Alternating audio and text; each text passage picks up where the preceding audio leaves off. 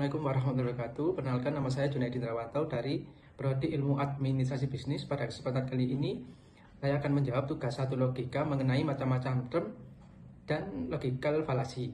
Yang pertama, term merupakan suatu himpunan cerita. Pada dasarnya ada pengertiannya dan ada himpunannya, dan tidak mungkin ada term tanpa pengertian dan himpunan. Walaupun kosong, tetap sebagai suatu himpunan, yaitu himpunan kosong. Term maupun konsep sebagai dasar penalaran perlu dipelajari dan diketahui juga pengelompokannya, sehingga dapat diketahui apa fungsi masing-masing kelompok term tersebut. Penalaran term memiliki banyak jenisnya. Berikut 3 jenis term yang akan saya bahas, yakni 1. Term singular. Term ini dengan tegas menunjukkan satu individu, barang, atau golongan.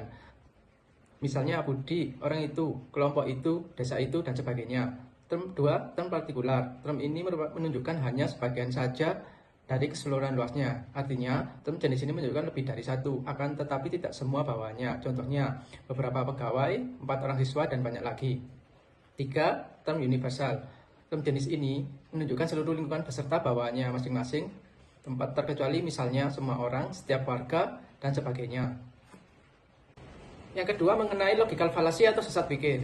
Sesat pikir verbal adalah kekeliruan penalaran berdasarkan kata-kata, yakni pertalian dengan penggunaan yang salah atau kemaknagandaan dari suatu kata, dan dikenal juga sebagai sesat pikir arti kata. Dalam susunan pikir, kategori atau silogisme, kategori yang sah hanya terdiri 3 konsep, yaitu konsep sebagai subjek, konsep sebagai predikat, dan konsep setengah yang menjembatani subjek dan predikat tersebut menjadi kesimpulan. Contoh, kambing hitam adalah hewan, Lina dijadikan kambing hitam, maka Lina juga termasuk hewan. Kata kambing hitam berperan sebagai konsep setengah pada contoh di atas bermakna ganda, sehingga sesat pikir tersebut mengandung beberapa konsep, yakni kambing hitam sebagai hewan dan sebagian orang yang dikorbankan. Yang kedua, sesat pikir material. Sesat pikir material adalah kekeliruan penalaran berdasarkan isi, yaitu menyangkut kenyataan-kenyataan yang sengaja atau tidak disengaja disesatkan. Sesat pikir ini terjadi dalam suatu perbincangan induksi karena membuat umum sesuai hal berdasarkan hal-hal kasus atau contoh-contoh yang terlampau sedikit. Contoh, banyak diantaranya berpenampilan tertutup dan terlihat lebih islami itu sebagai teroris. Kemudian menyimpulkannya, orang Islam yang terlihat islami dan tertutup adalah teroris. Perumusan yang luas dari bahan yang ada jauh melampaui lingkup bahan pembuktiannya. Penyimpulan yang tergesa-gesa termasuk ke dalam sesat pikir. Setelah mempelajari pembahasan di atas, kita tahu seberapa pentingnya ilmu ini untuk diterapkan dalam kehidupan sehari-hari. Argumen yang kita sampaikan tentu harus memiliki landasan logis yang kuat, karena kesalahan logika akan menyebabkan kekeliruan kepada orang lain. Maka memiliki pemikiran yang logis dan terhindar dari logical fallacy adalah keterampilan yang harus dikuasai. Berikut adalah beberapa cara agar terhindar dari logical fallacy. 1. Mempelajari jenis-jenis logical fallacy agar bisa terhindar dari tipu muslihat orang lain.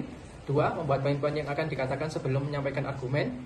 3. Melakukan cross-check atau memastikan kembali kepada orang lain terkait kebenarannya. Logical fallacy berbahaya bagi kita karena bisa saja kita terjebak atau bahkan menyesatkan orang lain hingga membuat keputusan yang salah.